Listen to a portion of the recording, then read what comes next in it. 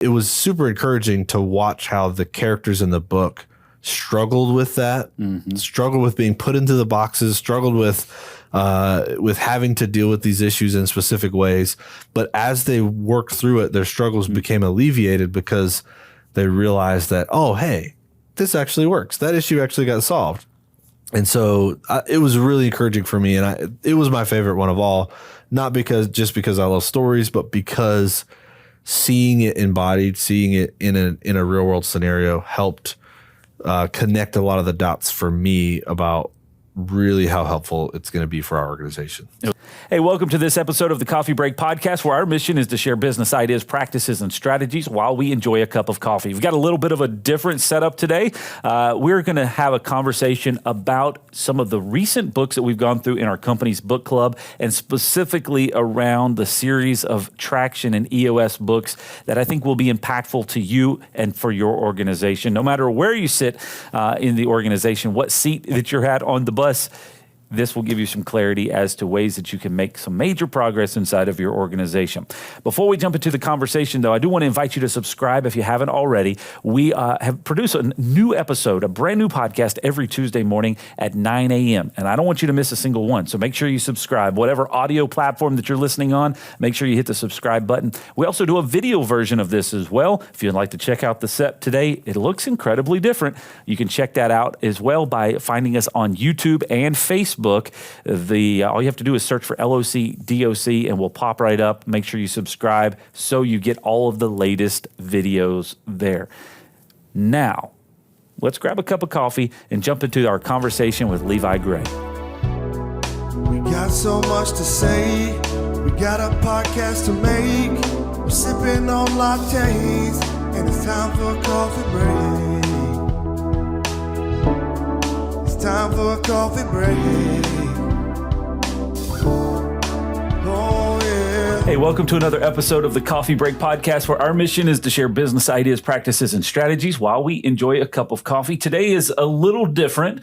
We're going to be talking about some of the books that we've been reading as an organization. So we wanted to share a little bit about that, and justifiably so. We're talking about books. We're talking about book club. So we decided to kind of bring a little book club environment here with a little bit of a different set for today. Looked great. I like it. I was also recently inspired by David Letterman. You know, he's got his next season of My Next Guest. Oh. So my next guest for the Coffee Break Podcast needs no introduction, so we won't give him one. No. Thanks for coming out today. Yeah, it's a pleasure to be here. Thanks for having me. I was checking out some previous podcasts that you were on, just in some research, because, you know, I like to be really research driven for these conversations. And the last time that we talked about book club was in November of 2020, and you were wearing a Dungeons and Dragons bow tie. Yeah, I should have brought it back. And today you're not wearing a bow tie. Yeah, that's disappointing. Yeah. I'll have to bring it back next time. I'm not sure we're going to if you're not wearing the bow tie. Just joking. So Levi Gray, you've been part of our team now for a number of years. I don't know what that number is. Do you have any idea? March of 2016. I thought you were going to say 20 years. March of 2016. Okay, so that is 6 years now. Yeah. Cool. So he's been with us for 6 years. You've seen a lot of change inside the organization. You've navigated a lot of change inside the organization. And currently you have really been driving the initiative that we set out in the fall of 2020 for establishing a book club for our organization. We won't talk a whole lot about how it got started. If you want to see that or hear about that, we can reference that podcast. And again, it was back from November of 2020 when we really talked about kind of the nuts and bolts around what the podcast was about. Today, we're here to talk about our recent series of books, which is prominently displayed right here in the center of our set that we've recently gone through as an organization. So, as we jump into it, I want you to give us a little bit of setup as to the selection of books, how we walk through them, because I think some of it started out a bit unintentional, and I think we closed it out with a bit of intentionality, and that's just my perspective. Yeah. But I'd like to hear a little bit of your opinion on kind of how we selected the type of books that we did, or the selection of books that we did. Yeah, I think when we started out, it began with more of a kind of a personal development vein. There was definitely some view towards improving the company as a whole, but I think in the beginning it was simply kind of let's get plugged into to read these books to develop ourselves as a part of the company. As we went through the books, it became apparent that that there was definitely a place for shifting it over to more of a how can we improve our business through these books? How can we, as a whole, really get some traction in regards to that? And then, of course, as we began to move through it, you had been working with traction and some EOS principles in the business and just kind of more behind the scenes type deal and just sharing some of the terminology.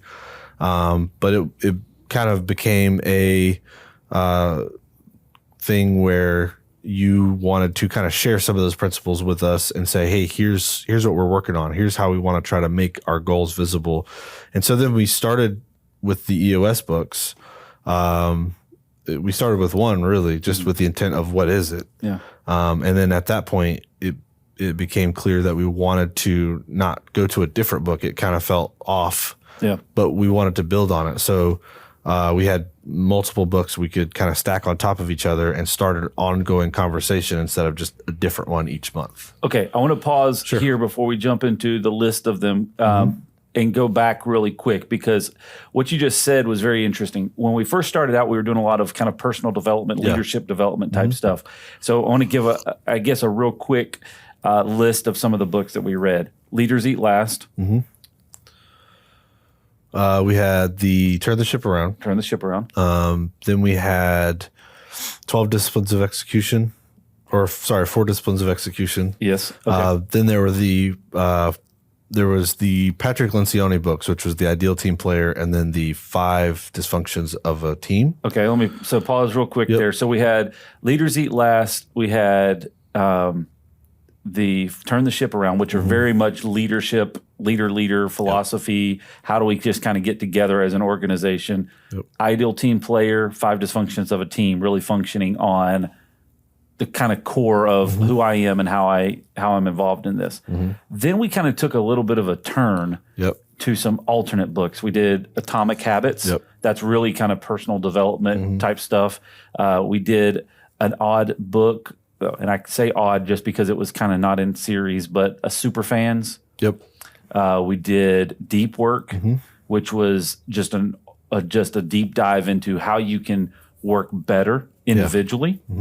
We did Make Work Visible, which was just a huge eye-opening how we were functioning as an organization and the actual progression of what each department was working on or which individual was working on was not clearly defined and clearly visible. So you didn't quite know the progress that you were making. Are you 50% done? Are you 75% done? Have you not even started yet? Or is this something that we've just drug on for the past 2 years that just really needs to be squashed and moved off, right? And when we got to that, I'm just going to give you a little bit of my opinion on that. When we got to Make Work Visible, we had been reading all these books like, okay, how can I be a better individual? How can I be a better leader? How can we work together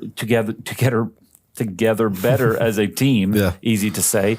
And then we did this really interesting shift into Make Work Visible. And it just kind of, I feel like it put our company back on its heels to say, hold on a second.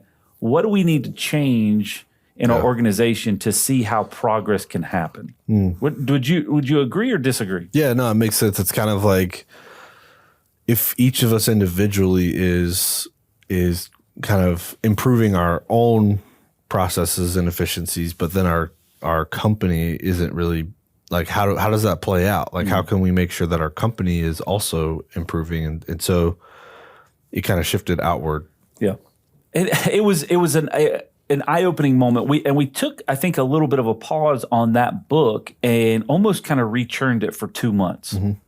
So we were progressing on kind of a book a month, and then I feel like we had gotten to the point where we were just kind of crushing new ideas or forcing new ideas or processing new ideas so rapidly that we couldn't really even implement them. Yeah. It was just this massive speed race on new ideas.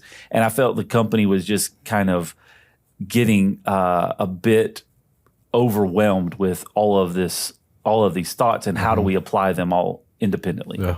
No, I agree. I think that was kind of the downside to reading one book a month. It was like, you have a book, we're going to talk about it in one meeting, and then the next meeting it's another book. And so it's like there was no way to get it implemented. Yeah. And there was no real either accountability or even just kind of follow up on how are we doing with this? How can we implement this? And so I think we definitely learned some valuable lessons there. We also did a book called Meetings Suck, But They Don't Have to. Yes. Or something like that, which was a very quick, easy read, but it was transformational in just how we have started to function, I feel like, function better in our meetings across the organization. Yeah.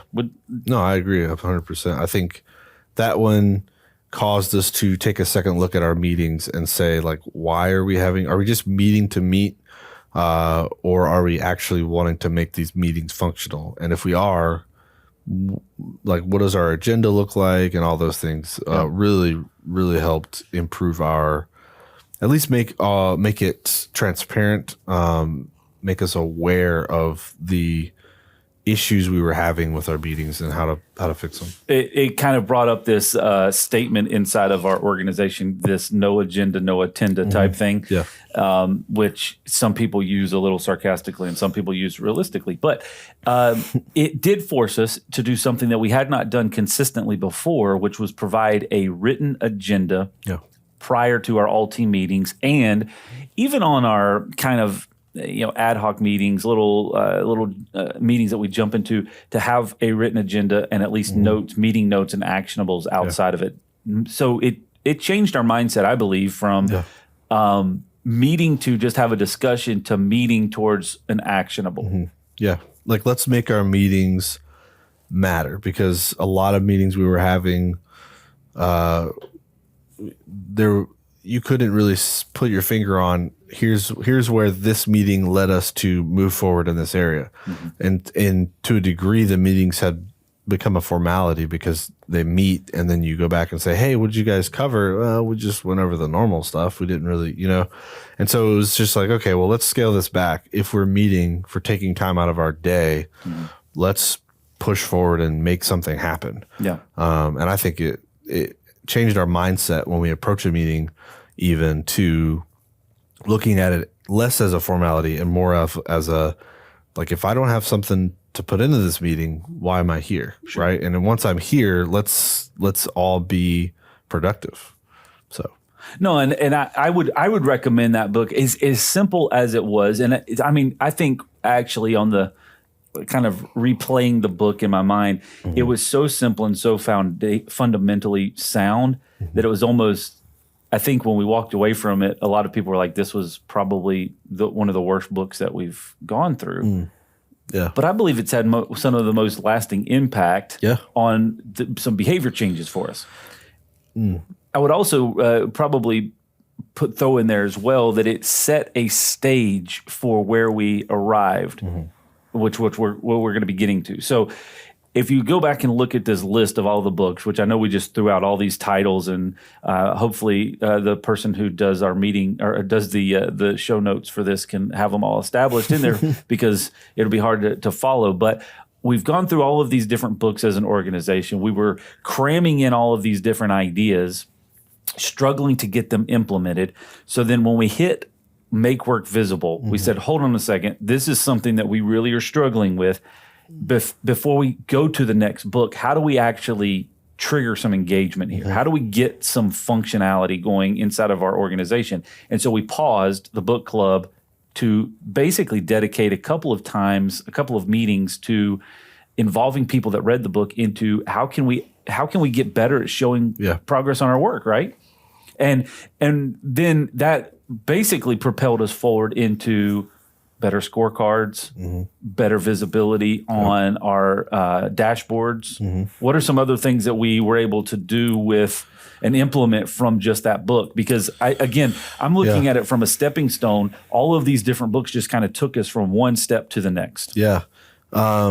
Yeah, so I think one of the biggest things, the main focus of that book is exposing time theft, like the time you're losing because when you face something, one of the things is too much work in progress, right? Is being accountable, not just to put the scorecard up, but to make sure you're not doing too many things at once. One of the famous phrases that we got out, again, that's sometimes used sarcastically, is the word hippo, right? The highest person's paid opinion, right? Is that when you're working on a project, the hippo comes in, says, hey, here's what needs to be done, and then you drop everything and do it. So just being aware of what you're doing also means what you're not doing, so that at the very least you can create visibility. I think that was a big impact for our organization, is that people began to see that I'm not just doing stuff to do it. I want to finish these projects. I want to get these done. So let's create visibility of what we've stopped doing when we start something else. And I think it's helped us to be way more intentional about our time and our communication with others. If someone comes in, they don't necessarily know everything we're working on. Yeah.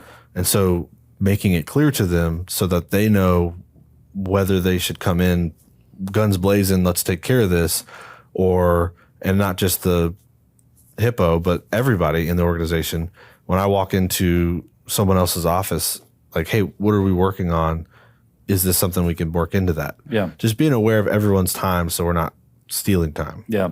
And I would say that is probably been a huge impact on me individually too, because, and I'm not perfect with it and don't want to pretend like I am, but when walking into a room, I try to at least assess what are we working on and what am I disrupting before I kind of get into it. And sometimes I'm already onto that, that excitement to get that thing done that I forget about it, but it does bring it to awareness and create some kind of checkpoints there. We understand the frustrations HOA board members and property managers face when deciding the best solution for their HOA and pool security. Should we use a keypad, hand out keys, or install a key card system? Do we even need cameras? These are some of the questions that are difficult to navigate, and we're here to help. At Loc-Doc Security, we've spent over 20 years working with homeowners associations and property managers to find the system that best fits the pool and HOA needs. Camera systems for the front gate or front entrance, key card systems for the pool gates, or simply updating the gate so that it meets safety and code compliance. We like to take the guesswork out of the process to answer any questions and help find the right solution. Our mission is to help you protect your people and your property, and that includes pools.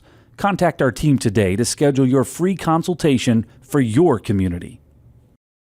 I think after we read the book, Make Work Visible, it started, again, in my mind, maybe in yours as well, shifting to, okay, hold on a second. If we can actually get some functionality from this and implement it into our organization, what is the new kind of rhythm that we need to work on with this book club so that it can be more instrumental in our organization without it just being a something that we do? Because originally, when we started this thing, it was, man, we can do 12 books a year and we can accomplish some great things. 12 books a year is a lot, especially when it's inside of an organization and new ideas and new concepts that you're trying to push in. So with that, we're going to talk a little bit about our new rhythm that we're implementing. But I want to give, before we shoot down that path, give our listeners, our viewers, a little bit of understanding of, okay, you're saying to yourself, hey, this will be great. I'd like to start a book club in my organization and my community group or whatever. Realistically, what is the involvement that you have? So, from our organization, I don't want to paint a picture that we have every single employee that is reading these books and implementing them. When we first started the book club, we have, at various times around 40 employees. When we first started the book club, we had, I think, somewhere around 20 folks show up and were involved. That we've not stayed with that for the entirety of it. On average, we're providing out between 10 and 15 copies of the book every month, or every book that we go through. And of that, we have a smaller portion of that, maybe 75%, that show up to the actual discussion. And I want to be very transparent in that because I believe that it's impactful. There's a lot of people that are reading these books inside of our organization saturating up the information, and then I don't want to say regurgitating, that's probably a bad word, but implementing them into their own departments and world.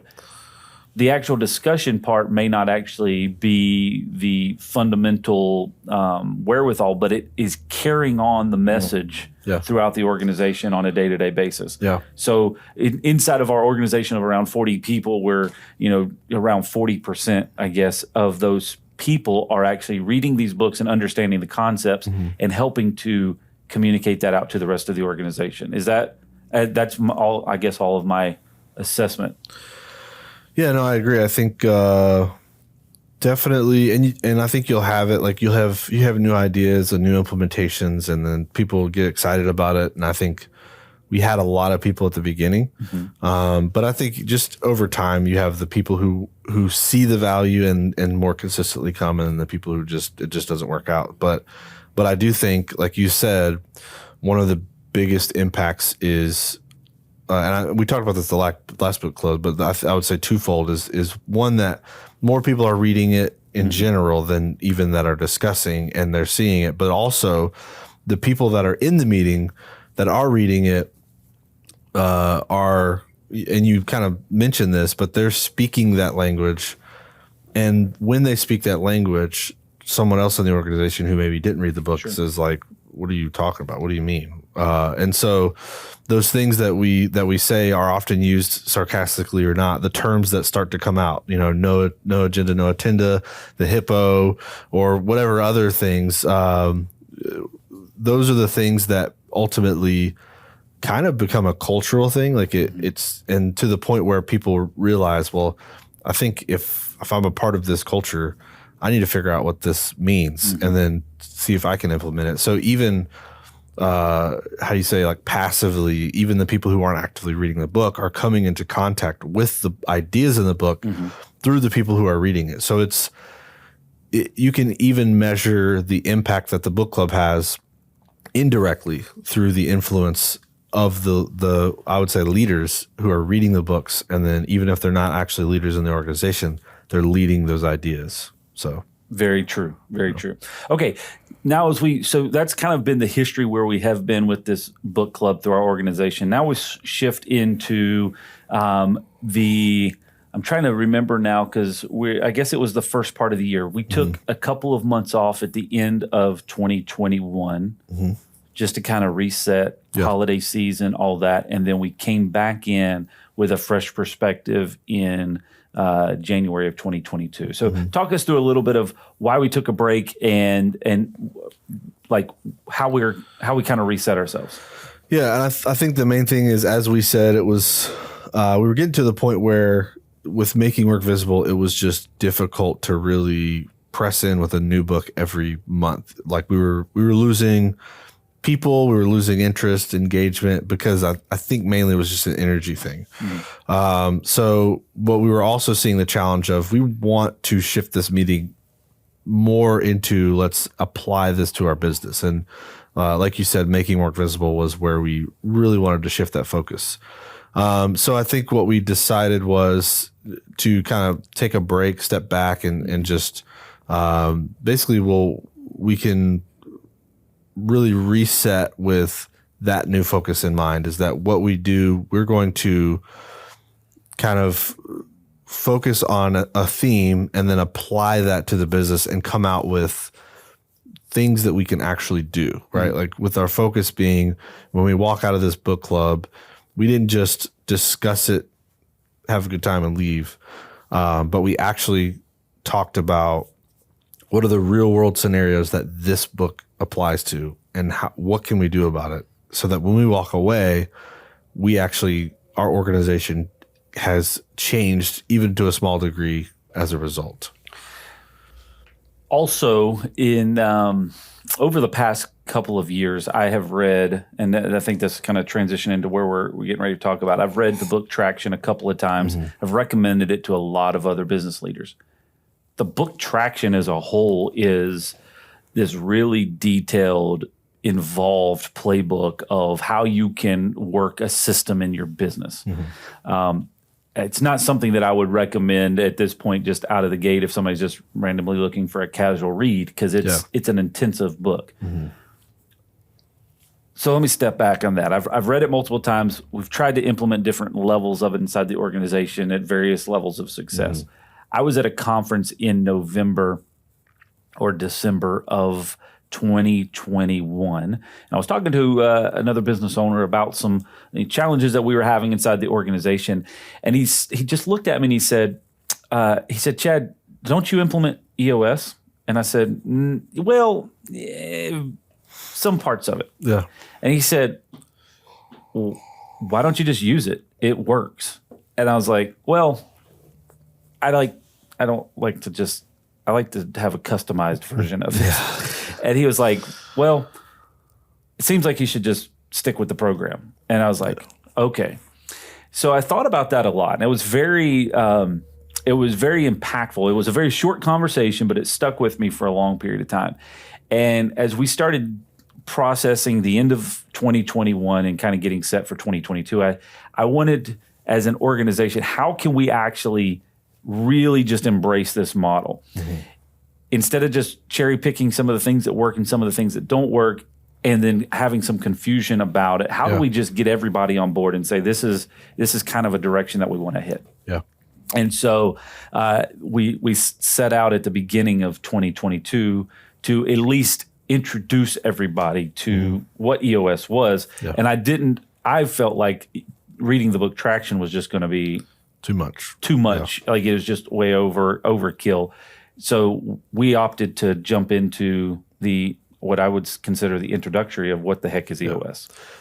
Yeah, what the heck is EOS is ultimately, and I mean, it's made for employees to understand, because the question is literally, what the heck is EOS, And I think the cool part about it was a lot of people ran into concepts in the book and they were like, oh, that's what Chad's been talking about all these years, right? Like the language and the terms that you've been using, the things you've been trying to do. I think it finally made sense in the scheme of what the system was trying to do. And I think it helped us to kind of understand and be on the same page with that introductory topic. Yeah, you pull some of these concepts together, like 4 disciplines of execution, measure what matters. Mm-hmm. You've got the ideal team player, 5 dysfunctions of a team.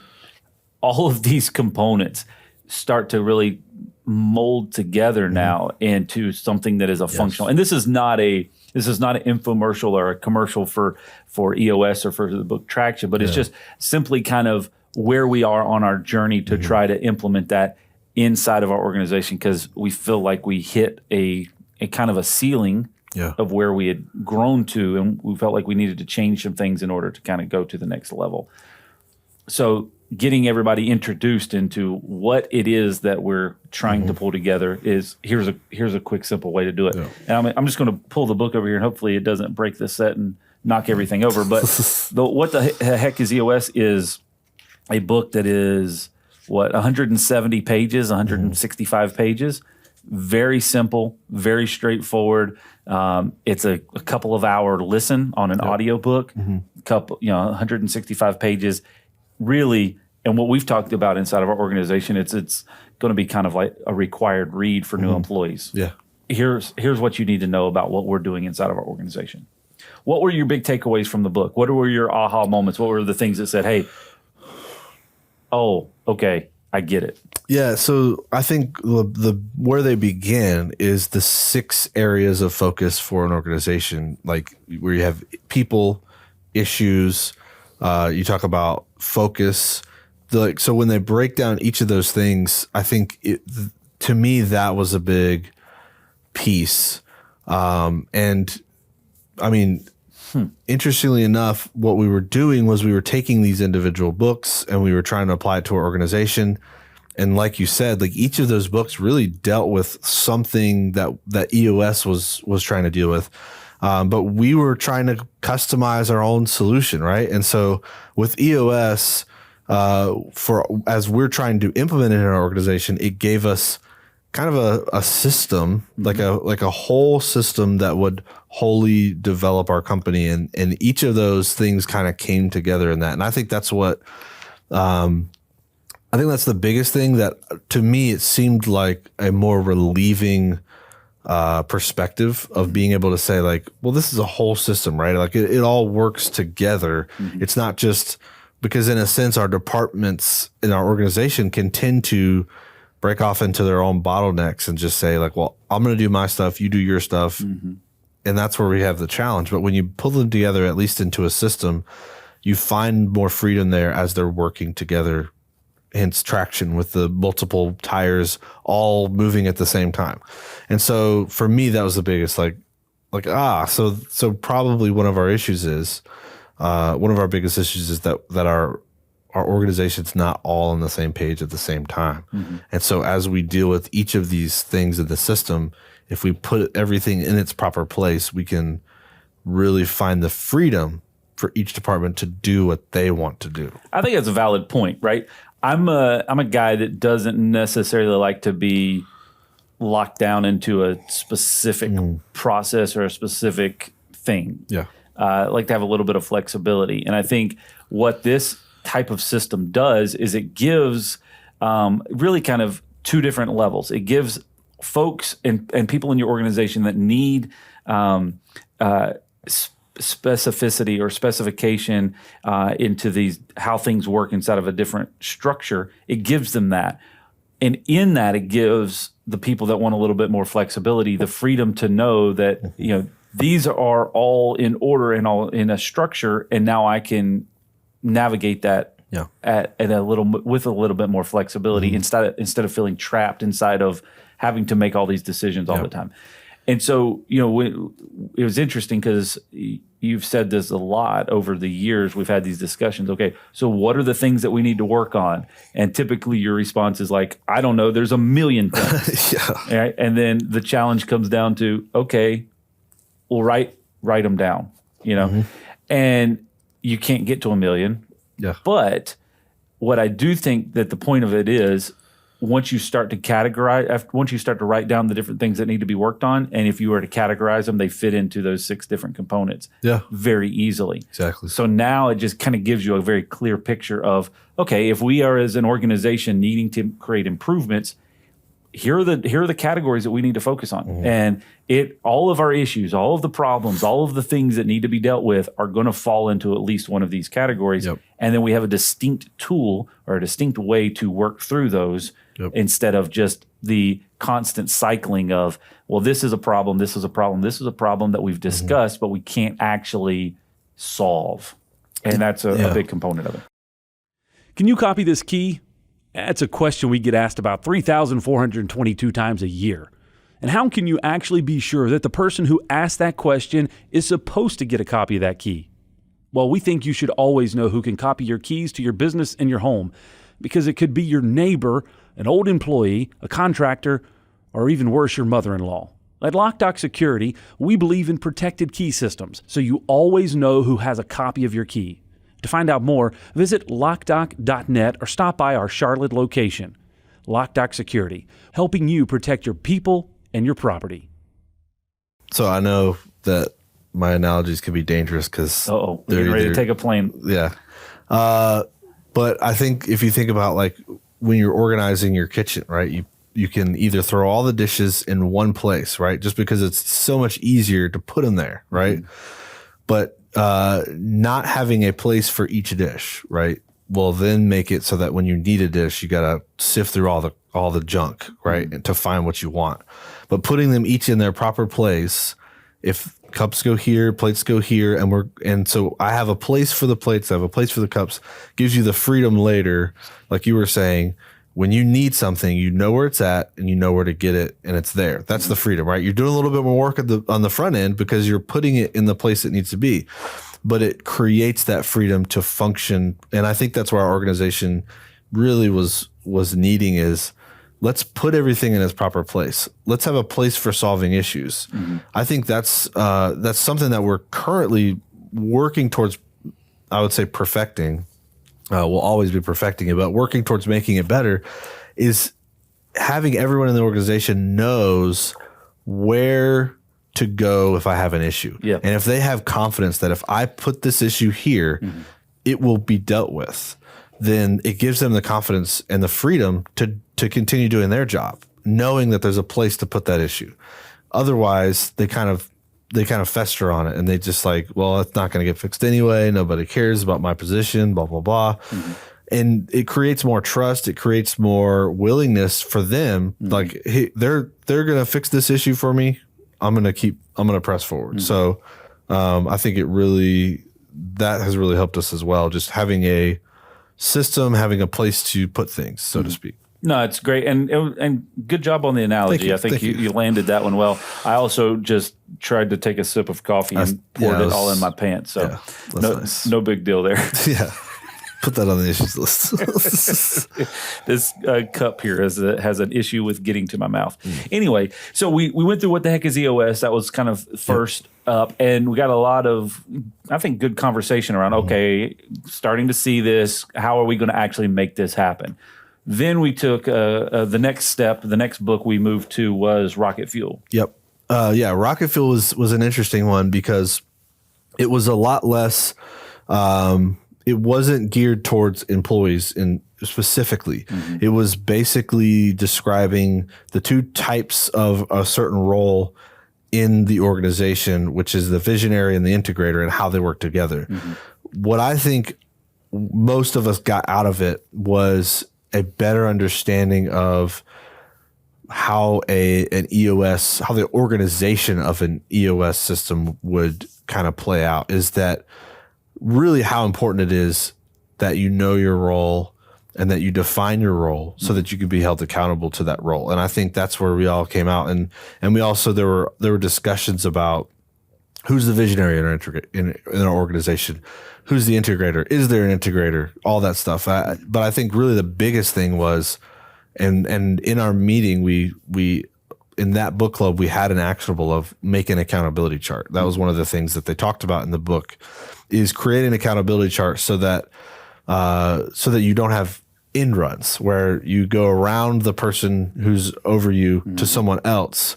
And that's because there's not a clearly defined role of who do you go to when you need this issue fixed. And I think that discussion created the awareness of getting more structure in our organization, not so that we can put people in boxes, right? But so that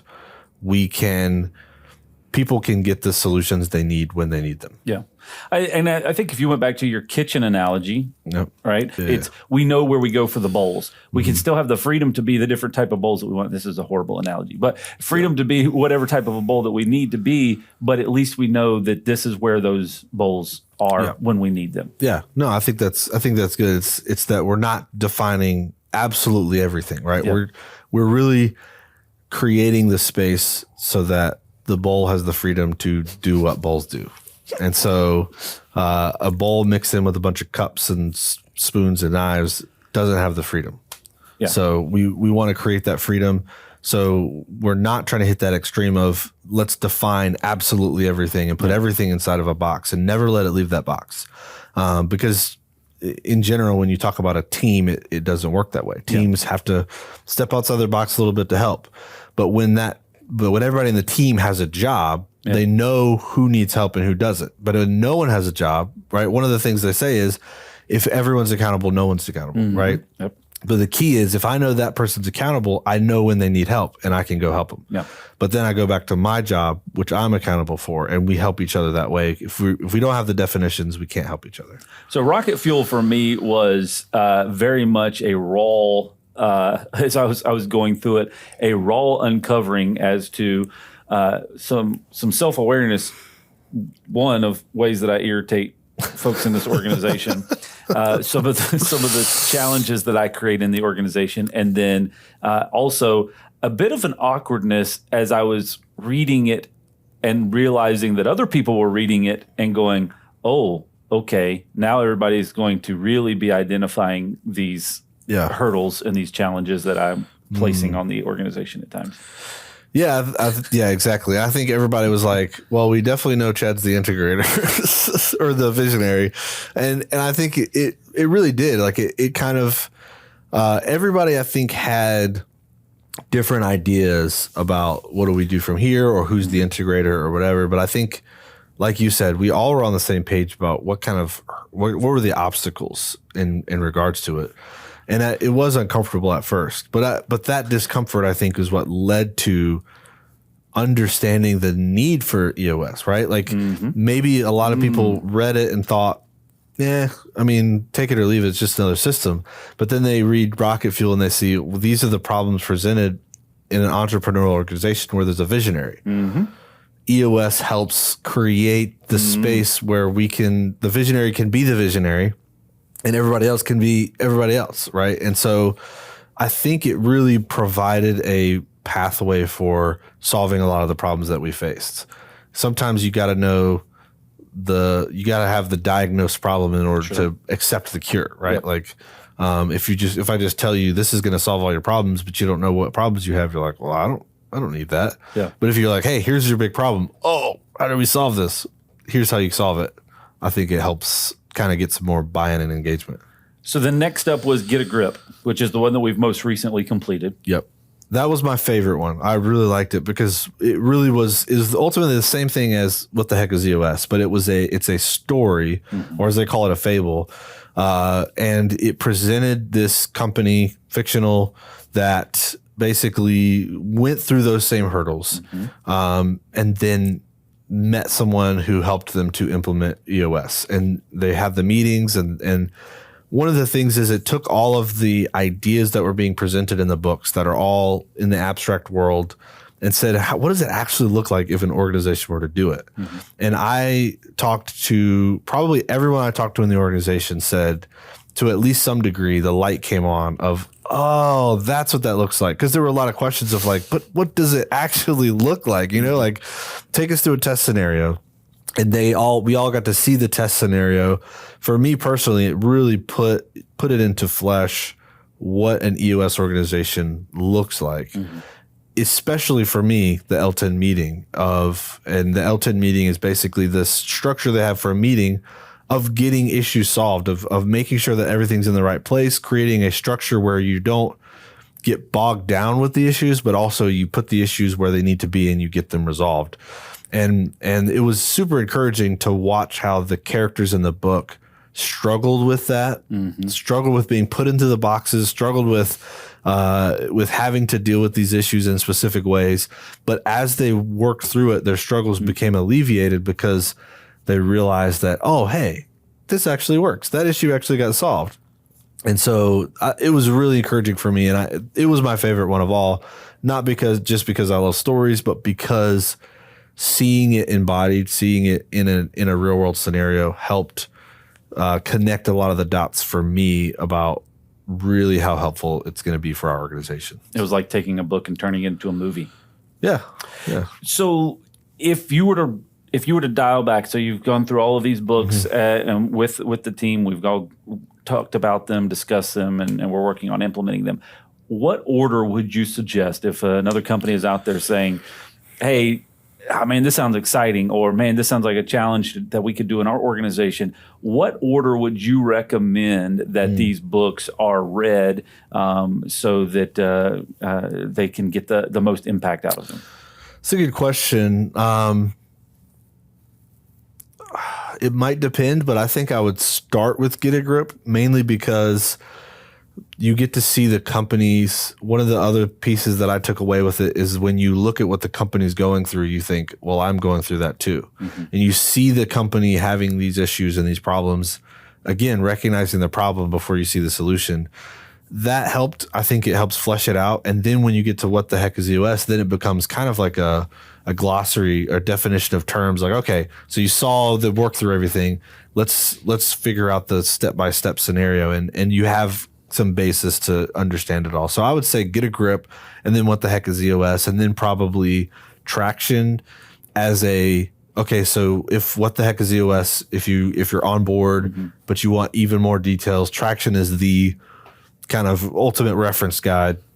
And then probably Rocket Fuel after that for just understanding the visionary integrator model. I might say a little bit differently depending on what are the questions they have and what are the things. But and what is the state of the current organization? Yeah.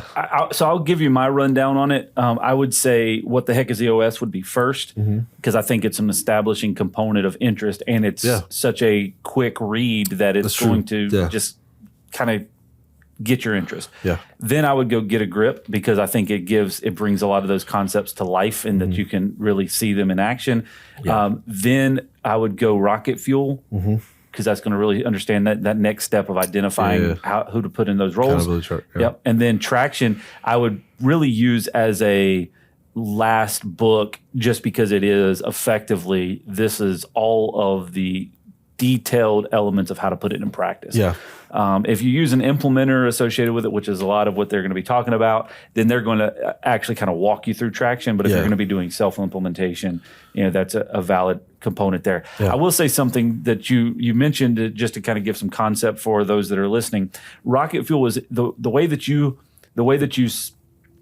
presented the idea. It gave you some perspective as to what a visionary and what an integrator is in an entrepreneurial business setting, and establishing the challenges of why you need a system. That I would not have said those same words and not given it in the same context. So from your perspective, I think that's something that we need to highlight and underline, because for anybody else that's out there like, hey, which of these books do I need to read? Yeah. That is a good reason for it. Yeah. From my perspective, kind of sitting in one of those roles, I saw it as this is a complete list and way too many examples of why I am frustrated in certain areas, what has been successful in certain areas, and what has not been successful in certain areas.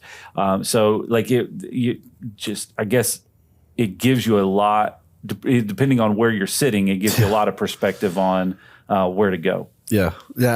And to a degree, for everybody, it's kind of like you're probably getting frustrated about XYZ, regardless of which.